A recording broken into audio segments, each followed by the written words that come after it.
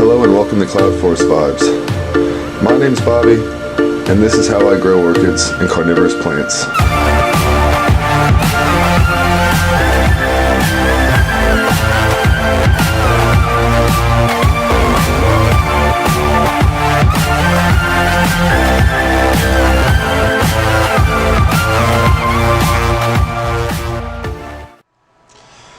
Hello and welcome to Cloud Forest Vibes. So I have a video today for you guys that is just going to be a whole bunch of random orchid related stuff. I've got some blooms, I've got some progress updates, I've got some surprises, I've got all kinds of stuff to look at. So this is just my random orchid stuff video. I hope you guys enjoy.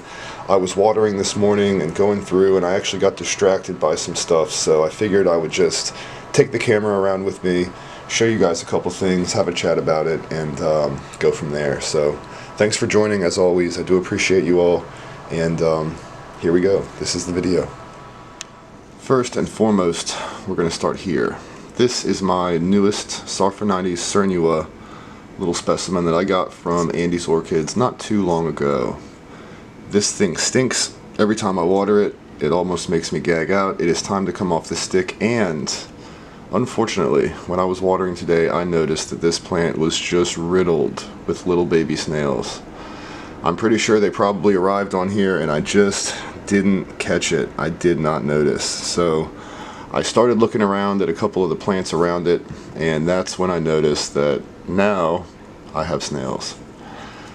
This thing's been soaking in hydrogen peroxide. I have boiled them alive. I'm convinced. I've crushed them with my tweezers and with my fingers, and I think that this mount is free of snail. But what we're going to do is I'm going to take this plant off of this stick today. That's why it's sitting here on my table.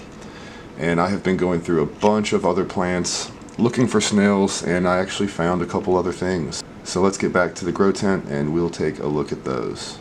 The new little Sophronites cernua was sitting right about here, right next to my other Sophronites cernua, my Laelia lilliputana, and some other plants. And this is where I began my search. I found one little snail on the Laelia lilliputana here. I found one on the cernua. I found two on this little Tolumnia that's in spike.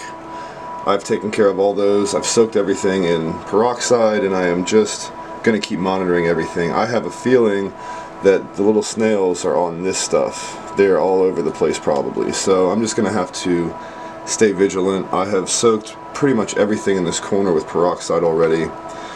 I took this very little looked at Brassavola, Brassocatlia Fuchs star, and I took a nice look at it. It still had some moss from when I mounted it like 2 years ago.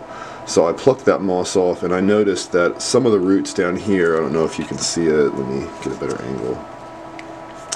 Some of these roots down here, especially the ones that are tight to the mount, are all dead. A lot of them are dead. You can see some of the strings here hanging off the side where I've been pulling at them.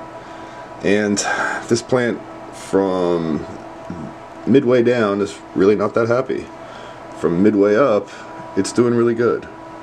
So I'm going to have to sort this out. I'm going to get in there, really get down and dirty, pick out all those dead roots, cut them out, get the rest of that little bit of moss that's underneath the plant off there, get it out of there, and hopefully revive it. It's the season for a lot of these Cattleyas to be setting up and gearing up to grow. So this thing has 3 new growths on it already. I want to give it a nice clean surface to adhere to and to push on.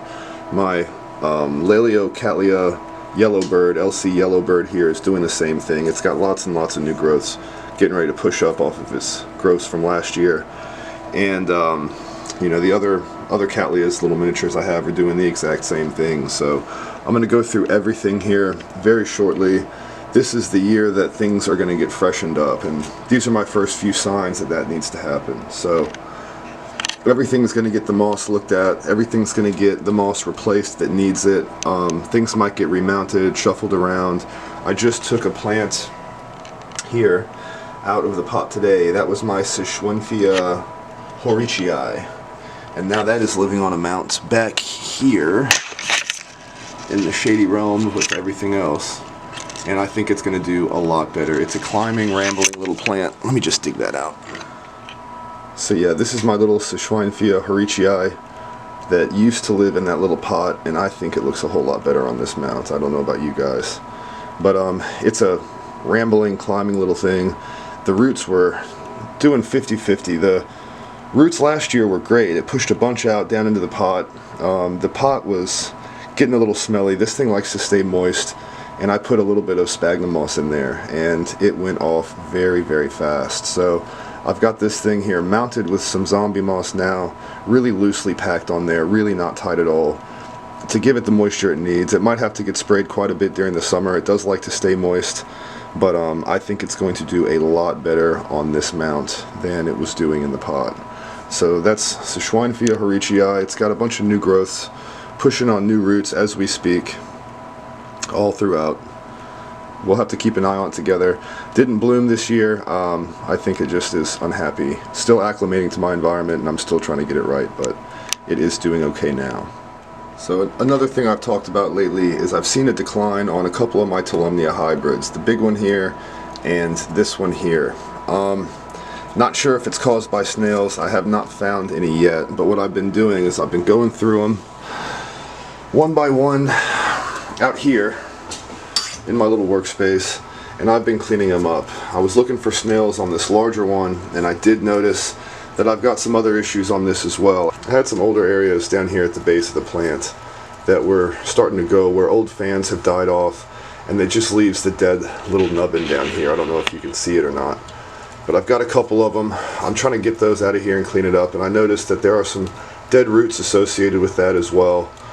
This plant, I'd say, has more than adequately anchored itself to this mount over the last couple years. So what I'm going to do is I'm going to cut all the fishing line off, and I'm going to go in here, I'm going to extract any little bits of sphagnum moss that are left on this mount, because it truly does not like it and it does not need it in my environment. And I'm going to cut out any dead bits at the base of that plant and try to make sure that we don't have any rot issues or any issues going forward. This is by far my strongest Tolumnia, and I would like to keep it that way. And in the last month or so, basically this whole section of plant has dropped off. So I think there may be some rot going on. I think it may be getting some moisture down in here that's not getting evaporated out too quick.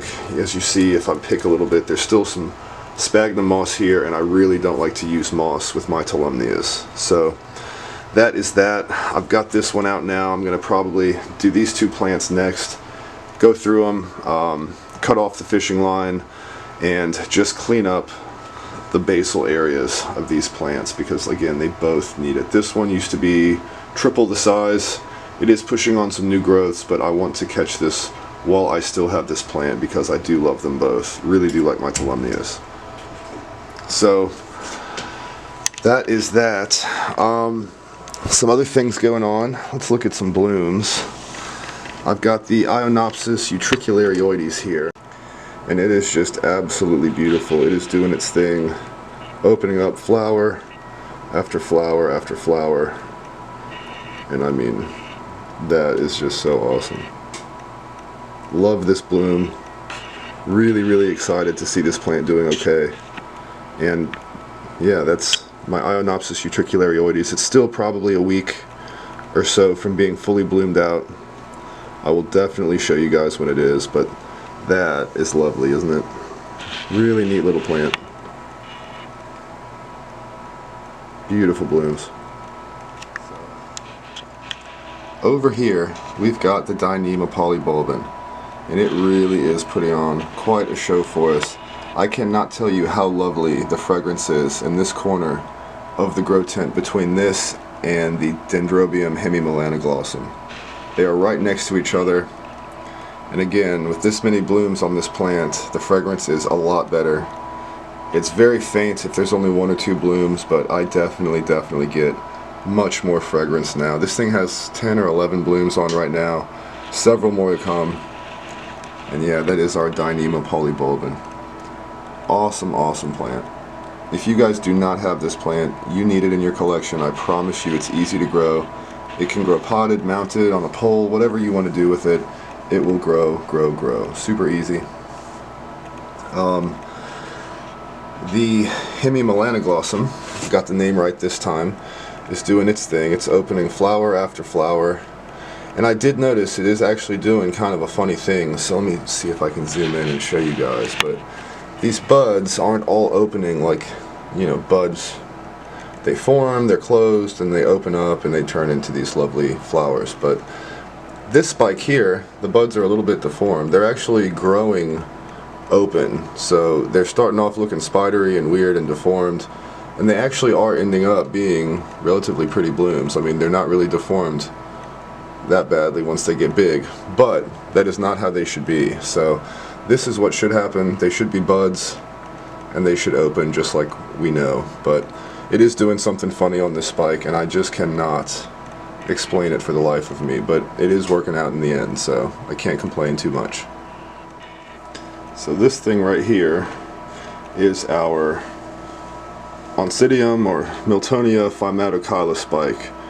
These are the branches. I have now broken the tip off of this largest branch here, and this branch is constantly in peril, as is the one below it, but I am trying really hard to be careful enough to let this thing push on enough to bloom. I broke the main stalk.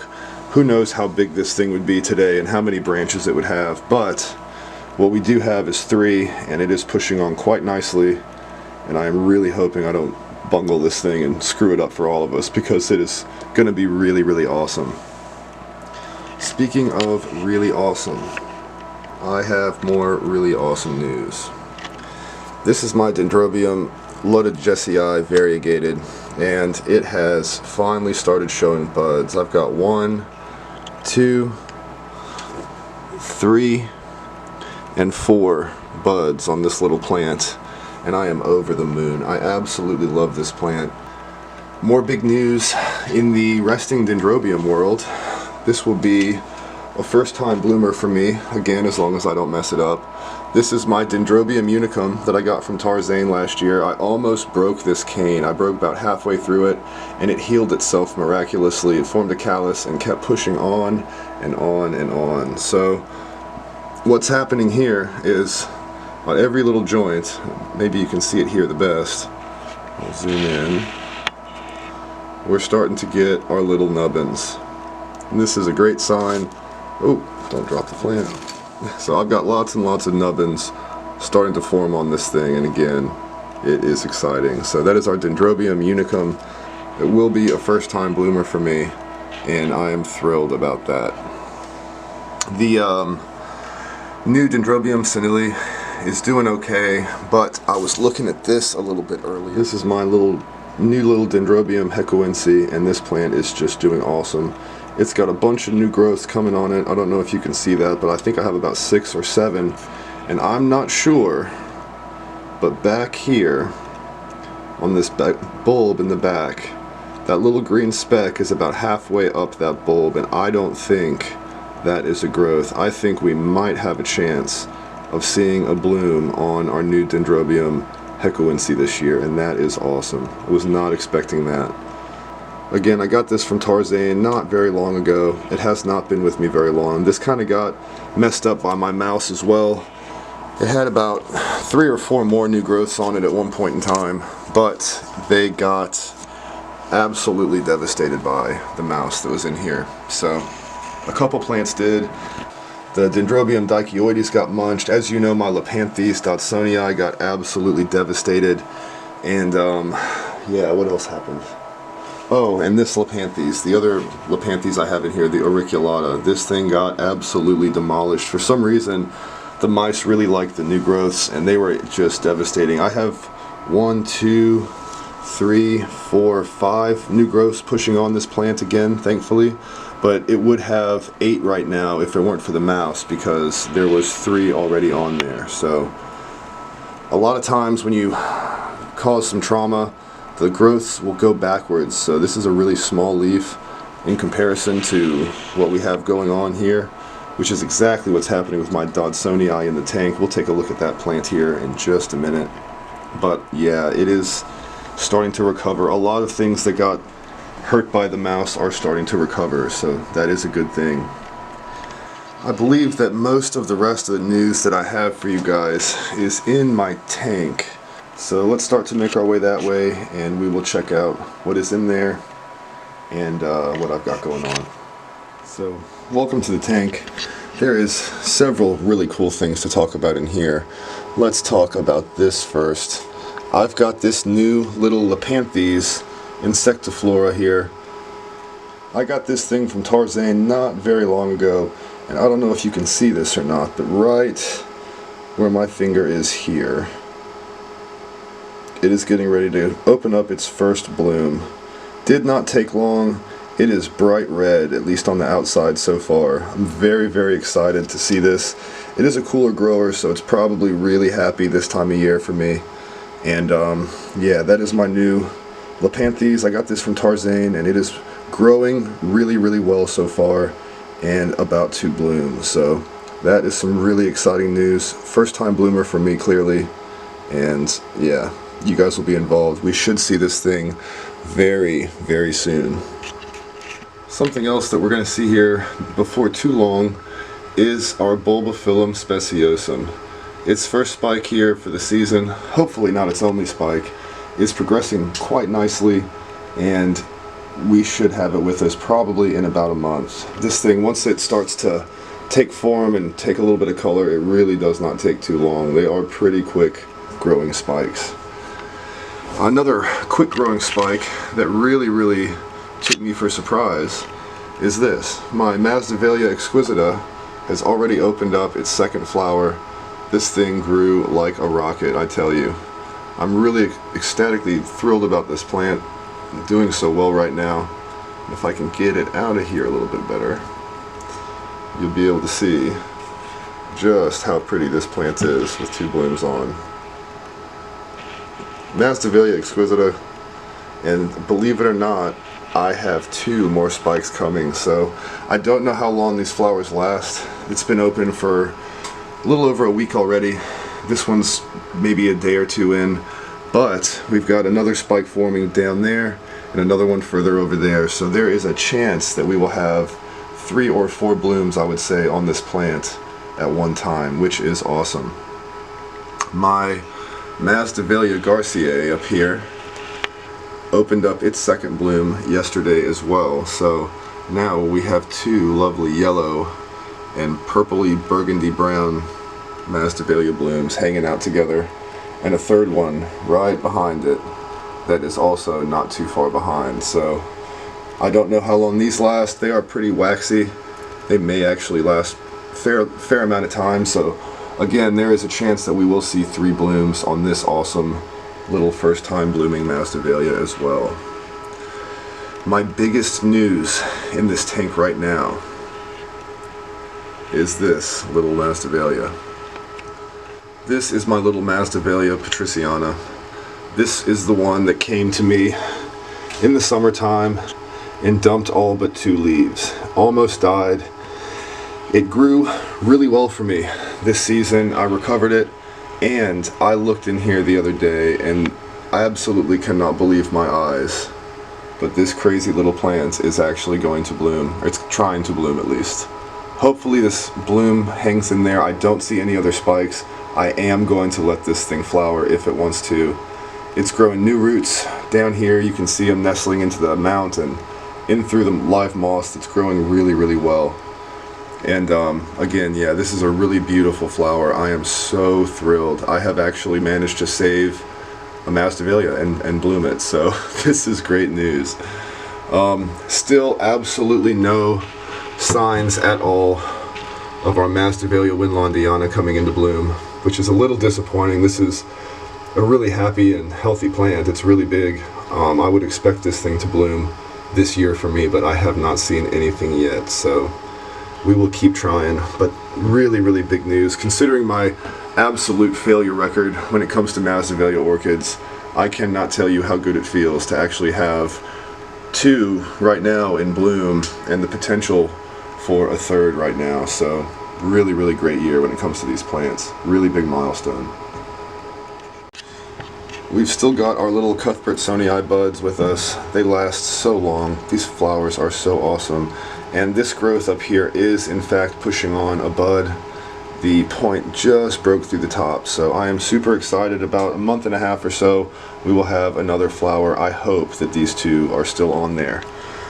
The little hybrid, and Lynn, you did actually remind me that this thing does have a name. I don't remember it, so forgive me, but I am going to put it up here on the screen for you guys because I've just been calling this thing by its hybrid name, which is, by its whatever, cross name, which is Dendrobium ophanocylum and Dendrobium cuthbertsonii crossed, but it does have a proper name, which is this. So thank you, Lynn, for reminding me, and I promise guys, I will stop butchering names of plants one of these days, I promise. Everything else is going reasonably well in here. We've got lots of bloom still, except for this guy. I do have quite an issue. I don't know what the heck is going on, but it has really unhappy leaves right now. The moss looks like dog crap. It really does. It is just terrible. And it smells. So I haven't had a new growth on this plant in like a year, and something is wrong. This plant should not stall like that. I think the moss is off, so it needs some help. My next dive into doing some really much needed maintenance is going to be in the tank. After I get done with a bunch of the stuff in the tent, these are a little bit easier to do. They're a little less overwhelming, and they really don't require that much work to maintenance and maintain them annually. So that will be the next task. We're going to freshen up a bunch of moss on these mounts as well. We might remount a couple plants or change some things up. We might bring a couple more into here from the tent because we did move a few plants this fall in preparation for the winter. And later on in the spring, a lot of those plants will be returning into this tank. So that's it. That's my video for today, guys. I hope you like my random little hodgepodge of orchid related stuff. Thank you guys so much. As always, I do appreciate you guys. We're really getting close to 500 subscribers, so I am super thrilled. I cannot wait. I'm really excited to be able to do this little giveaway for you guys, and I hope you guys are as excited as I am. It's a really big moment for me. So again, thank you so much, and until next time, happy growing, and please continue to stay safe.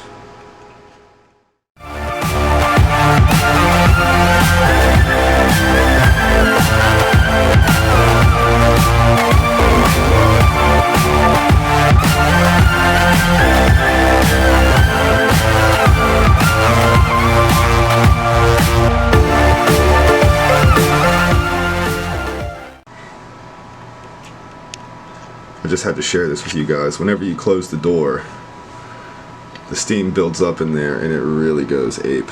It really looks cool coming up with the fog. So for all you tank lovers, you always want to see the fog rolling. Here you go. Happy Cloud Forest vibes, guys.